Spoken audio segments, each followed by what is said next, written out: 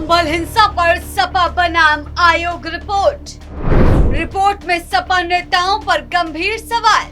नमस्कार, capital TV Uttar Pradesh देख रहे हैं। मैं हूं आपके साथ शिवानी रत्न। संभल हिंसा मामले पर न्यायिक जांच आयोग की रिपोर्ट सामने आने के बाद उत्तर प्रदेश की राजनीति में उबाल आ गया है। इलाहाबाद हाईकोर्ट के पूर्व न्यायाधीश की अध्यक्षता वाली इस रिपोर्ट में सपा सांसद जियाउर रहमान बर्क और विधायक के बेटे सुहेल इकबाल सहित कई लोगों की शाही जामा मस्जिद सर्वेक्षण के दौरान सुनियोजित तरीके से भीड़ जुटाने और हिंसा भड़काने का मुख्य जिम्मेदार ठहराया गया है। इसके जवाब में सपा सांसद आदित्य यादव ने कड़ा रुख अपनाते हुए रिपोर्ट को निष्पक्ष मानने से ही इनकार कर दिया है। अब दूसरी ओर समाजवादी पार्टी इस पूरी कार्रवाई को भाजपा सरकार के बदले की भावना और राजनीतिक प्रतिशोध बता रही है। पार्टी नेताओं का तर्क है कि जान उनके लोगों की गई, लेकिन अपराधी उन्हें ही साबित किया जा रहा है। हालांकि 271 दिनों की जांच के बाद सामने आए इन संगीन आपराधिक मामलों और राष्ट्रीय सुरक्षा से जुड़े गंभीर आरोपों में पार्टी के जनप्रतिनिधियों का नाम आना समाजवादी पार्टी की राजनीतिक छवि और साख पर गहरा असर डाल रहा है। क्या कुछ चल रहा है? क्यों समाजवादी पार्टी के नेता इतने परेशान हैं? आइए जानते हैं विस्तार से। शिवपाल यादव के बेटे का बड़ा बयान, दोबारा होगी हिंसा की जांच। समाजवादी पार्टी के महासचिव शिवपाल यादव के सांसद बेटे आदित्य यादव ने संभल हिंसा की जांच रिपोर्ट पर सवाल उठाते हुए इसे निष्पक्ष नहीं बताया। उन्होंने आरोप लगाया कि जांच के दौरान कई अधिकारियों को बचाने की कोशिश की गई है। रविवार को बदायूं के बबराला स्थित पीडब्ल्यूडी गेस्ट हाउस में पत्रकारों से बातचीत में उन्होंने कहा है कि प्रदेश में समाजवादी पार्टी की सरकार बनने पर संभल हिंसा की जांच दोबारा कराई जाएगी। यानी कि उनका कहना है कि एक बार सपा सरकार आएगी तो फिर जांच होगी। जांच में जो भी दोषी पाया जाएगा उसके खिलाफ नियम अनुसार कार्रवाई कर सजा दिलाई जाएगी। संभल हिंसा को लेकर बनी न्यायिक जांच आयोग की रिपोर्ट में सपा सांसद जियाउर रहमान बर्क और एक विधायक के बेटे पर साजिशन भीड़ जुटाने और राजनीतिक फायदे के लिए हिंसा भड़काने का आरोप लगा है। गुन्नौर विधानसभा क्षेत्र के एक दिवसीय दौरे के दौरान सांसद आदित्य ने कहा कि संभल हिंसा की जांच रिपोर्ट विधानसभा में रखे जाने के बाद भी घटना की वास्तविक सच्चाई सामने नहीं है। यानी कि समाजवादी पार्टी के नेता इस रिपोर्ट को झुठला रहे हैं। उनका आरोप है कि जांच में कई अधिकारियों को बचाने की कोशिश की गई।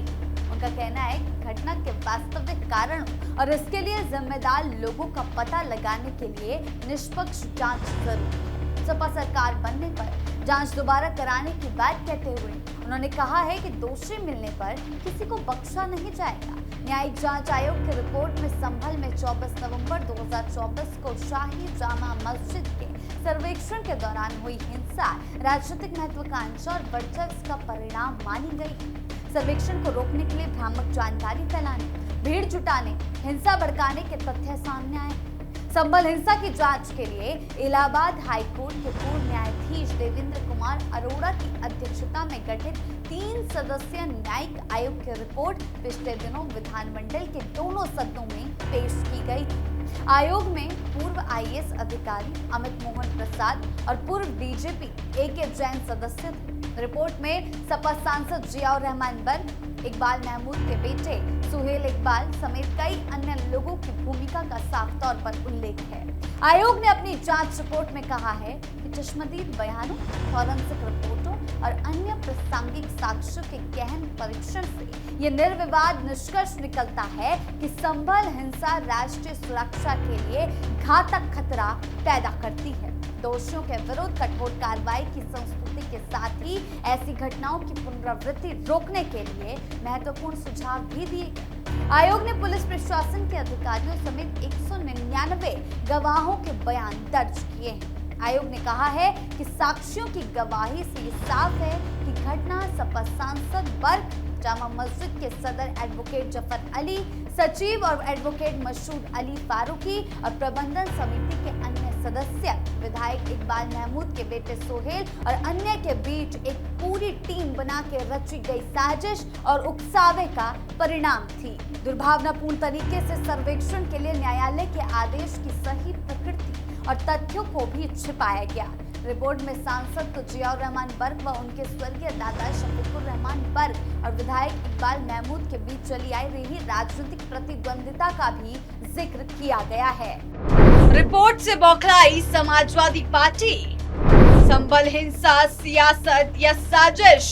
संभल हिंसा मामले में न्यायिक जांच आयोग की रिपोर्ट को लेकर समाजवादी पार्टी ने भाजपा सरकार और पुलिस प्रशासन पर कई तीखे हमले बोले हैं। आदित्य तो सीधा कह रहे हैं कि दोबारा से जांच होगी अगर समाजवादी पार्टी की सरकार बन जाए। लेकिन इन सब के बीच सपा सांसद जियाउर रहमान बर्क ने भी पिछले दिनों आयोग की रिपोर्ट पर सवाल। उनका कहना है कि बवाल में जान हमारे लोगों की गई, लेकिन अपराधी भी हमें ही साबित किया जा रहा है। उन्होंने आरोप लगाया कि भाजपा सरकार में गठित न्यायिक जांच आयोग निष्पक्ष रिपोर्ट नहीं देते। संभल के दीपसराय स्थित अपने आवास पर मीडिया से बातचीत में सांसद बर्क ने कहा कि बवाल के दौरान पुलिस की गोलीबारी में 5 निहत्थे लोगों की जान गई। उन्होंने आरोप लगाया कि 100 से ज्यादा निर्दोष लोगों को जेल भेजा गया, जिनमें कई ऐसे परिवार हैं जिनका एक मात्र कमाने वाला सदस्य भी जेल में है। सांसद ने पुलिस की कार्रवाई पर सवाल उठाते हुए कहा कि घटना के समय प्रशासन का पूरा अमला मौजूद था और ड्रोन से लगातार वीडियो रिकॉर्डिंग की जा रही थी। इसके बावजूद अब तक पुलिस ऐसा कोई फोटो या वीडियो सार्वजनिक नहीं कर सकी जिसमें आम लोगों के हाथ में हथियार दिखाई दे रहे हैं या वो गोली चलाते नजर आ रहे हैं। उनका कहना है कि आम लोगों के पास कोई हथियार नहीं था, फिर भी उन्हें वही आरोपी बना दिया गया। वहीं रामपुर के सांसद सपा नेता मोहिबुल्लाह नदवी ने भी इस मामले में प्रतिक्रिया देते हुए कहा कि सांसद बर्क और विधायक के बेटे सुहेल इकबाल का नाम राजनीतिक रंजिश के तहत मामले में जोड़ा गया। उनका कहना है कि जनप्रतिनिधियों या दायित्व लोगों का मार्गदर्शन करना होता है, न कि किसी को उकसाना। उन्होंने ये भी कहा कि पुलिस फायरिंग में 5 लोगों की मौत हुई थी। इधर संभल के विधायक और सपा नेता इकबाल महमूद ने भी आयोग की रिपोर्ट को खारिज करते हुए कहा कि निष्पक्ष जांच नहीं, यानी कि पूरा समाजवादी पार्टी का जो धड़ा है वो इस रिपोर्ट को खारिज कर रहा है और कह रहा है कि हम अपनी सरकार बनने के बाद दोबारा जांच करवाएंगे। उनका कहना था कि आयोग की अध्यक्षता किसी कार्यरत न्यायाधीश को करनी चाहिए थी, तभी घटना की वास्तविक तस्वीर सामने आती।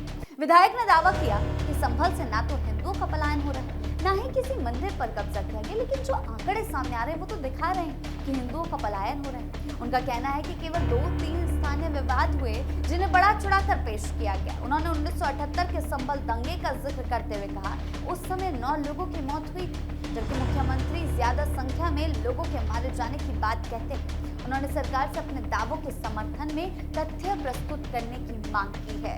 271 दिन तक चली न्यायिक आयोग ने जांच पड़ताल के बाद 25 अगस्त 2025 को कुल 884 पन्नों की रिपोर्ट मुख्यमंत्री को सौंपी। इसमें न सिर्फ संभल हिंसा का सच लिखा है, बल्कि देश आजाद होने के बाद संभल में कब दंगे हुए इसका भी जिक्र है। मामले में 129 आरोपियों को जेल भेजा जा चुका है। 4 लोगों की हत्या में आरोपी हिंसा के मास्टरमाइंड शारिक साठा के गुर्गे मुल्ला अफरोज वारिस और गुलाम अभी जेल में हैं। सभी मामलों में आरोप पत्र न्यायालय में दाखिल हो चुके हैं। प्रस्तावित सर्वे से पहले स्थानीय खुफिया इकाई ने भी क्षेत्र की संवेदनशीलता और भीड़ जुटाने की आशंका जताई। इस पर 22 नवंबर को जामा मस्जिद के आसपास सीसीटीवी कैमरे दुरुस्त कराने के साथ धारा 163 बीएनएस लागू की गई। बावजूद इसके हुई हिंसा केवल शाही जामा मस्जिद या उसके आसपास तक सीमित नहीं, बल्कि शहर के कई हिस्से इसकी चपेट में आए थे। उपद्रवियों ने 4 लोगों की हत्या की थी। 30 से ज्यादा पुलिस अधिकारी और कर्मी घायल हुए थे। कई वाहन फूके गए। करीब 1.15 करोड़ रुपए का नुकसान हुआ। 12 मुकदमों में 37 नामजद और 3750 अज्ञात आरोपी थे। घटनास्थल का निरीक्षण कर एफएसएल, बैलिस्टिक विशेषज्ञों, drone video, media footage, photograph और दस्तावेजी अभिलेखों का परीक्षण किया गया। रिपोर्ट में 1978, 1990, 1992, 1995 और 2019 की घटनाओं संभल की जनसांख्यिकी का भी जिक्र किया गया है। संभल की आबादी में 80% मुस्लिम और 20% हिंदू। शहर में सांप्रदायिक दंगों का लंबा इतिहास रहा। दंगों और हिंसा के माहौल और पृष्ठभूमि के कारण संभल में मुस्लिम धार्मिक उग्रवाद बढ़ा और इसे बढ़ावा देने और उकसाने वाले तत्वों को भी बल मिला है, जिससे धार्मिक उग्रवाद के लिए उपजाऊ जमीन तैयार हुई। संभल में मुस्लिम समुदाय में 2 समूह तुर्क और पठान सक्रिय। इनके बीच प्रभुत्व की लड़ाई के लिए हिंसक माहौल बनाया जाता रहा। हिंसा में घायल वसीम के परिवार की ओर से दर्ज कराई गई एफआईआर से भी साफ होता है कि वसीम ने अपने बयानों में भी तुर्क समुदाय के लोगों द्वारा हिंसा करने की बात कही। हिंसा में 4 व्यक्तियों की मौत तुर्क और पठानों की ओर से की गई है, क्रॉस फायरिंग का परिणाम। ऐसे में इस पूरे मामले में समाजवादी पार्टी राजनीति करने से बाज नहीं आ रही। उनका कहना है कि सरकार ने बदले की भावना से ये किया है। आयोग की रिपोर्ट सरकार की बदले की भावना है, राजनीतिक प्रतिद्वंदिता है और इसीलिए उनकी सरकार आएगी तो दोबारा जांच होगी। आखिर जिस कॉन्फिडेंस में समाजवादी पार्टी है वो कहीं टूट ना जाए, क्योंकि इस तरह के आपराधिक मामले से उनकी छवि पर काफी ज्यादा गहरा असर पड़ने वाला है, जो 2027 में जरूर सत्ता पक्ष उठाने की कोशिश करेगा। तो सवाल अब सिर्फ संबल हिंसा की जांच रिपोर्ट पर सवाल उठाने या उसे स्वीकार करने का नहीं, सवाल समाजवादी पार्टी की उस राजनीतिक विश्वसनीयता का है जिसे ये पूरा विवाद सीधे चुनौती दे रहा है। सपा नेता इसे भले ही भाजपा सरकार की बदले की राजनीति बताएं, राजनीतिक प्रतिशोध बता रहे हैं, लेकिन सत्ता में आने पर दोबारा जांच कराने का भरोसा दे रहे हैं। लेकिन 271 दिनों की ये रिपोर्ट जांच के बाद आई स्थानीय राजनीतिक और जनप्रतिनिधियों चेहरों की भूमिका पर कई गंभीर सवाल खड़े कर रही है। महज राजनीतिक आरोप बताकर इसे खारिज कर देना सही नहीं होगा। आपके इन मामलों को लेकर क्या राय है, हमें कमेंट सेक्शन में जरूर बताएं। धन्यवाद।